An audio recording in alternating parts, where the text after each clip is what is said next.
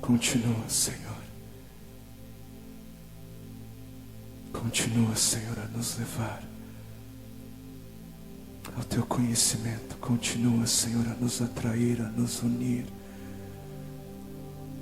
Continua a nos convencer, Senhor. E glorifica-te, Senhor, fazendo com que não sejamos mais os mesmos.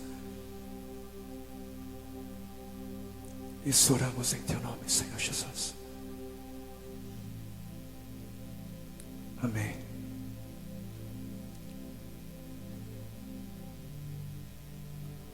Amém. Ontem nós falamos um pouco da necessidade que nós temos da necessidade de sermos um. Nós falamos da necessidade de sermos um em amor. Falamos um pouco daquilo que nos une.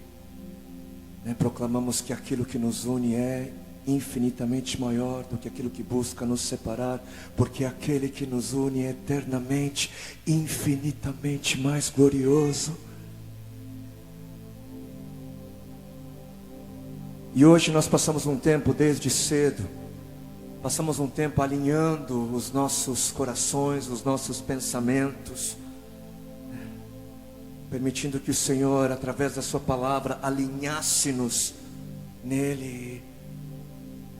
Alinhamos também um pouco a nossa comunhão. Nós vamos fechar hoje à noite, fechando com algo que eu creio ser fundamental, algo básico, algo comum para todo aquele que é cristão. Nós vamos continuar falando um pouquinho da verdade que nos une, falar um pouquinho do Evangelho. Eu vou abrir lendo o texto que está no capítulo 1 de Romanos. No versículo 16, que vai dizer assim: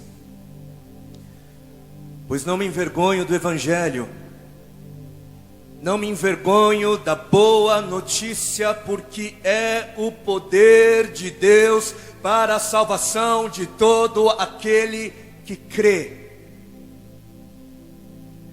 Não me envergonho do Evangelho, porque é o poder para a salvação de todo aquele que crê.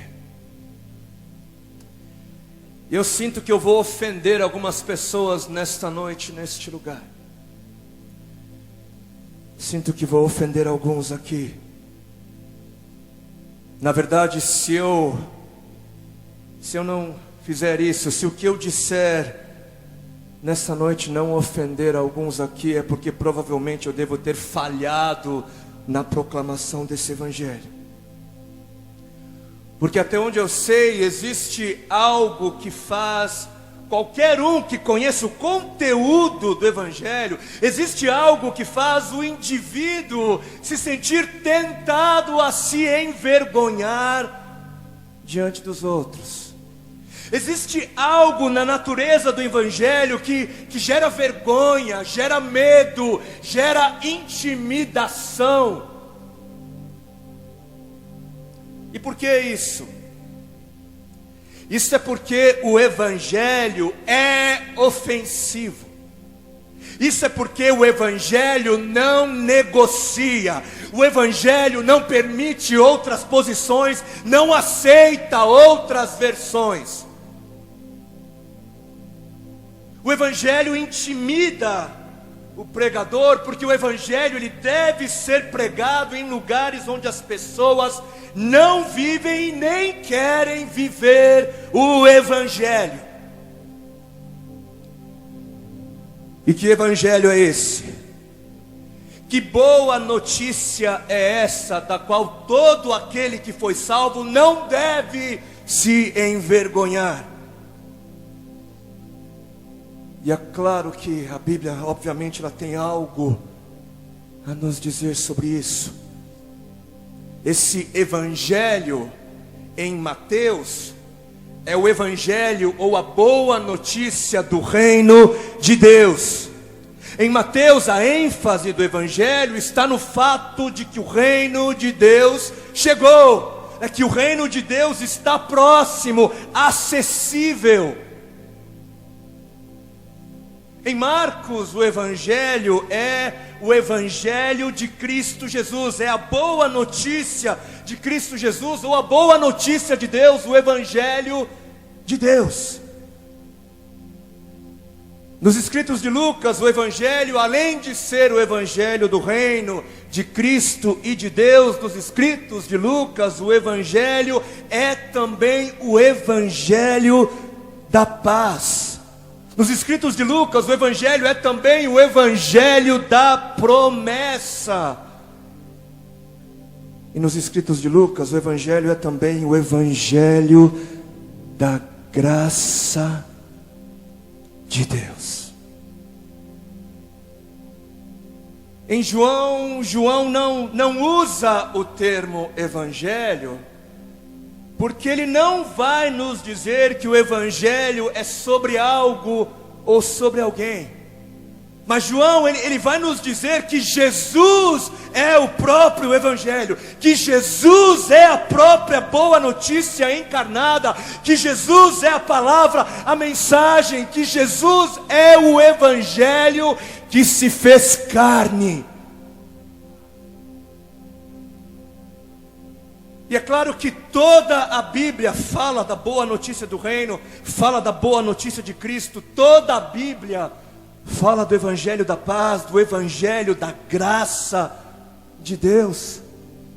Mas qual é o teor desse Evangelho? Qual é o conteúdo do Evangelho? Qual é a mensagem do Evangelho? Que apesar de ser vergonhosa para alguns, é o poder de Deus para a salvação de todo aquele que crê. Que conteúdo é esse? A boa notícia é a seguinte: nós estávamos mortos, nós éramos rebeldes, nós éramos inimigos de Deus, nós andávamos em densas trevas, nós éramos um grande vazio, nós éramos um poço de mentira, éramos um poço de maldade, um poço de ódio, rancor, inveja, egoísmo, egocentrismo. Nós, apesar de acharmos que éramos pessoas justas, nós não tínhamos ideia do que era justiça. Nós, apesar de nos acharmos pessoas tão boas, nós éramos desprezíveis, éramos seres completamente desprezíveis. Nós éramos tão desprezíveis que nós tínhamos tudo. Nós tínhamos tudo para merecer o juízo eterno. Eu e você tínhamos tudo para merecer o castigo eterno. Mas algo aconteceu. Algo terrivelmente miraculoso aconteceu. Algo que palavras não são capazes de descrever, algo que a mente humana não consegue compreender. Algo aconteceu. Apesar de tudo que eu e você éramos, apesar de toda a nossa imundícia, apesar de todo o nosso pecado, Deus interferiu na nossa história. Deus fez aquilo que você e eu não poderíamos ter feito por nós mesmos. Deus fez um caminho, Deus nos deu esperança, Ele nos deu um caminho, e Ele não precisava ter feito isso. Ele não precisava ter feito nada. Deus não precisava ter interferido, não tinha que fazer nada, porque todos nós já estávamos julgados em nossos pecados. A sentença já tinha sido dada. Jesus disse que tinha vindo ao mundo não para julgar o mundo, disse que não havia vindo para julgar, mas havia vindo para salvar o mundo. Por quê? Por quê? Porque o mundo já estava julgado, o mundo já estava condenado, nós já estávamos condenados, já éramos julgados. Todos estávamos desgarrados, desviados, todos havíamos feito por merecer o juízo eterno. Não havia um justo, nenhum sequer. Todos havíamos pecado e destituídos da glória de Deus estávamos. Todos justamente condenados. Ele não precisava ter feito o que ele fez. Ele não precisava ter feito nada. Deus não teria sido injusto se ele tivesse permitido a nossa condenação eterna. Na verdade, ele continuaria sendo justo. Deus não mudaria, ele não deixaria de ser o que ele é, mesmo se todos nós morrêssemos em nossos pecados.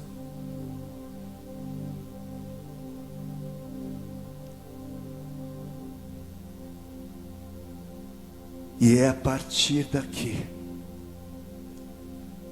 daqui a gente passa a entender o porquê que a notícia é boa.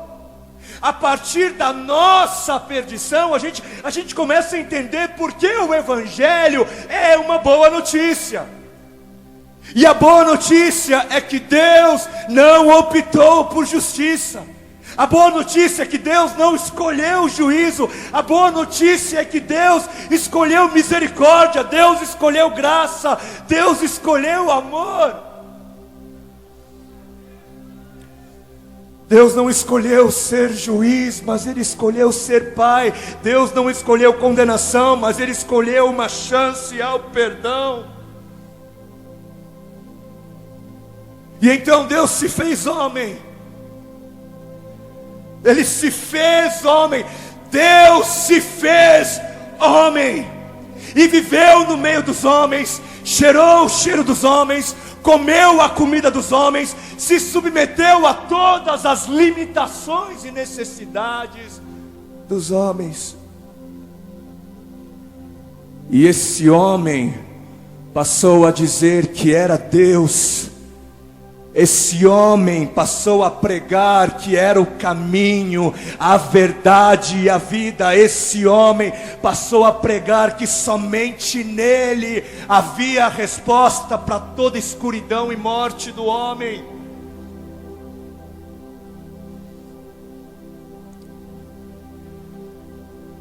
E esse homem foi morto.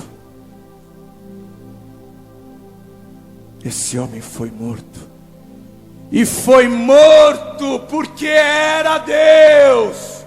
Foi morto porque era Deus.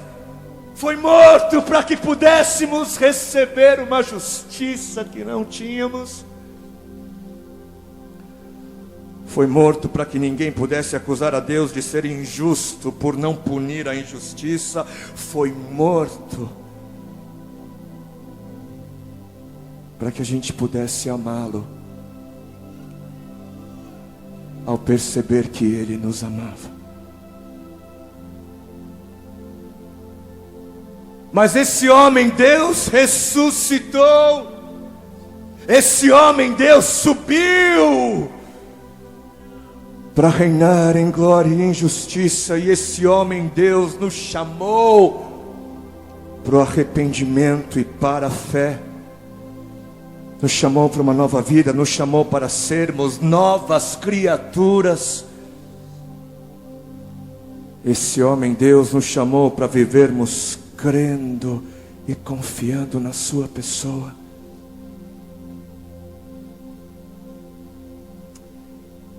E foi exatamente isso que nós fizemos. Foi isso que nós fizemos, é isso que nós temos feito. Nós éramos inimigos de Deus. Nós não não queríamos saber de Deus, mas ao ficarmos sabendo que Deus nos queria, algo aconteceu em nós, algo aconteceu nos nossos corações. Um amor que não existia por Ele antes passou a existir. Um desejo que não existia por Ele antes passou a existir, passou a nos consumir. Quando ficamos sabendo de que estávamos